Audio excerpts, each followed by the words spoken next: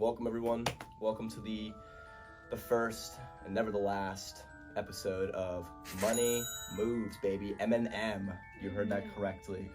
Yes. Here on Money Moves, we talk about money and the way it moves. Specifically, the experience economy. That's what we're covering today. We have a special guest, a great guest, very experienced, lots of knowledge. We'll hear all about it in a few minutes. First things first, though, we got a couple sponsorships before we even have sponsorships. Bose headphones, if you want to listen to music, noise cancellation, on the go, in the gym, in the kitchen, baby screaming, wherever. On God. Bose, baby. Get Bose. Get Bose.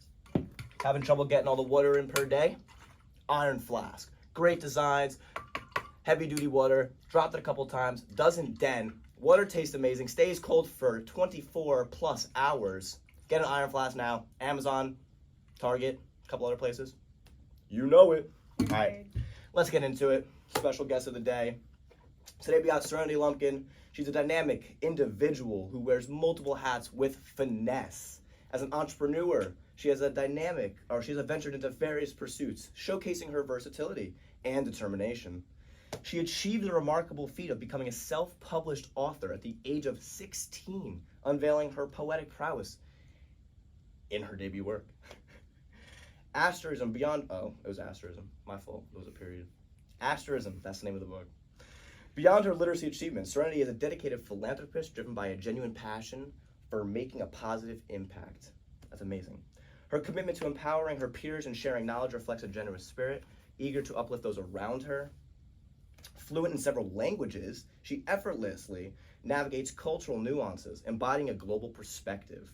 Serenaty is not just an entrepreneur. She's an author and a philanthropist. She is also a true hustler, embodying the spirit of relentless pursuit and achievement. Now, everybody, welcome Serenaty. Hello, Serenaty. How's it going today?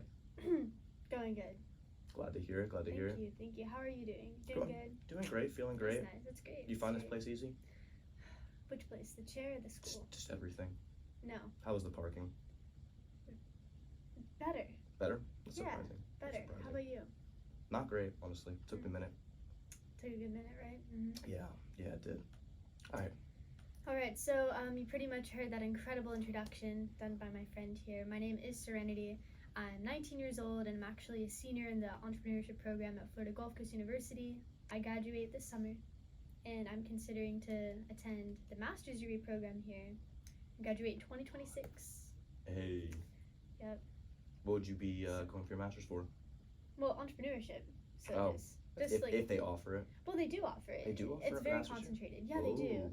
It's like a concentrated master's in entrepreneurship, and it's primarily like 98% research, I heard. I love research. Secret club. Yes. Actually, I'm working on my undergraduate research thesis, which I may or may not actually get to publish this May. I have 3 more months to write it. And I'm writing about the Israeli-Palestinian conflict, so... Stay tuned, guys, for that Stay one. tuned. Hey. Yes, I might actually present it in 2 weeks at an honors conference in Tampa. Ooh. To a few other academics, so that's cool to share my research. That's crazy. Yes. Nice. I love research. Oh yeah, who doesn't? You'd be surprised. Yeah, not me. I hate it. All right, so I just want to dive into a couple of questions to get to know you. I think everyone, obviously, after those 2 great introductions, is extremely interested in getting to know more about you and curious. How you got started here. So let's just start with what led you to starting and pursuing those ideas of yours when you were, in high school. Well, it all started back when I was 16 and I went to Daytona for a weekend with my friends, and I was involved with environmental cleanup organizations already. So when we went to Daytona, the beach was beautiful in the morning at 6 a.m. We watched the sunrise, and then by 10 a.m. when we went back to our hotel and walked on the beach to get to our hotel, it was trashed. Thousands of people on the beach, just completely trashed, garbage everywhere. And then I was seeing dead birds wash up, and some of them have plastic stuck around their necks. And I actually rescued a baby pigeon that fell in the water. There was a dock and it had a nest, and the baby pigeon was just drowning in this little area that was full of plastic. And so I was wow, we need to definitely change our consumption how would you say, like, we definitely need to change our methods of consumption, and we need to be more responsible, because at the end of the day, even though it is the fault of the companies producing these single-use plastics, and it is the fault of our government not properly disposing of these plastics, it's also our fault as a consumer to purchase these products that we know are not sustainable, and we know they are harmful for our planet. I agree. So that's where it all started, and I actually completely pivoted. I started like, I would call it like an eco startup. I considered myself then like an ecopreneur. Yeah. And I have a company, I still have the LLC, and it's called Safe Smart Technologies. So we worked with an international organization called Waste for Change. They're based in Indonesia. And we worked with a large competition. We actually made it to like the final rounds. Yeah. I made an international team. It was great. And we presented the idea of designing a model, like a, not necessarily like a business model, but an engineering model that would allow local villagers to collect single-use plastic waste and put it in the machine, and then it would be compressed into bricks and tiles. Oh. So it would upcycle them, and they could use it to build their village. And then they could get like eco points in return, like coins, and it could be renewed, and they could buy food with it. So we created a huge initiative program. Yeah, that's But amazing. I learned, I failed, and I'm still trying to bring this idea back to life. But the point is, I had an idea, I stuck with it, carried it through, and if I would have had the funding, it would be a huge thing right now. But It's amazing. I tried. There's no growth without failure. Absolutely, and I failed a lot more than I've succeeded. That's what we like to hear.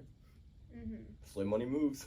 The way money moves. Yeah, exactly. So you just say that was an experience that drove you to like that passion and that. Entrepreneurship. Yep. 100%, because I was creating something at the time that was not a very common practice, and it was more something seen in localized villages all around the world in developing countries. It was not something that was introduced into the economy in the United States. So that's why you're never really going to see like bricks just made out of like 100% recycled plastic. Yeah.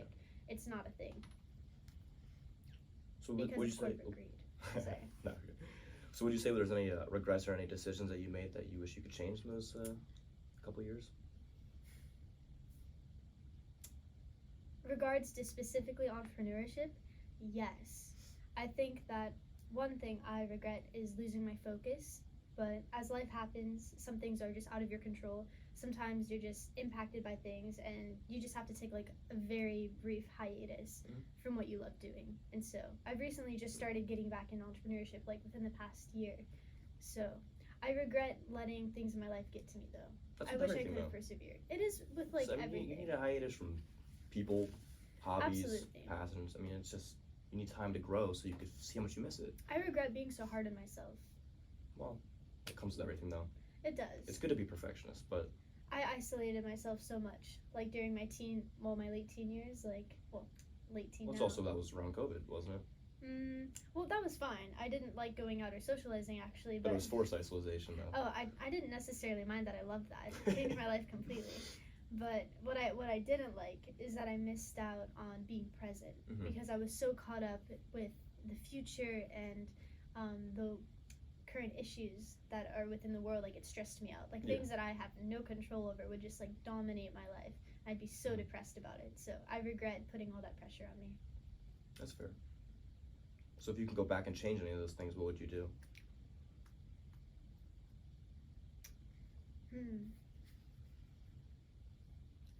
I definitely think I would have tried to build a better team. I would have tried to build a team of people that would have maybe worked on my current startup with me, because right now I have like a solopreneur status, and it's a blessing and a curse. It is nice to have a team, but I think I would totally go back in time and build like a great network of peers my age who are in college and who are passionate and driven, because it would have made this process a lot easier, and I probably would have been in a better place than I am now. Yeah. So.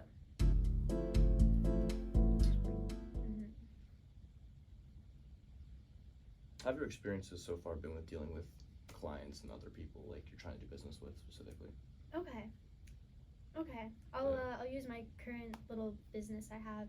So I have a business consultancy called like Serenaty Creative, but my experience is dealing with people is that one thing you have to really understand if you're going to be an entrepreneur is it's not about you. It's never going to be about you. No one cares about your title, the car you drive, how much money you have.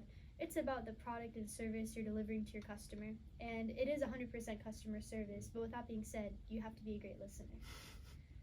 Very good listener. You have to really care about what you're doing. You can't just sell something because it's cool or because it'll make you a lot of money. Like, you really have to understand that when you're dealing with people, it's not about making their money because it's their money. You're not making money, you're taking money from people. So you have to make it worth their while. Make them happy. Yeah, You're absolutely. there to serve the people. It's beyond going above and beyond customer satisfaction. Yeah, that's not easy for people. It's not. People struggle with that stuff. Absolutely, but it's a great skill to learn, especially now while you're so young. Yeah. Mm-hmm.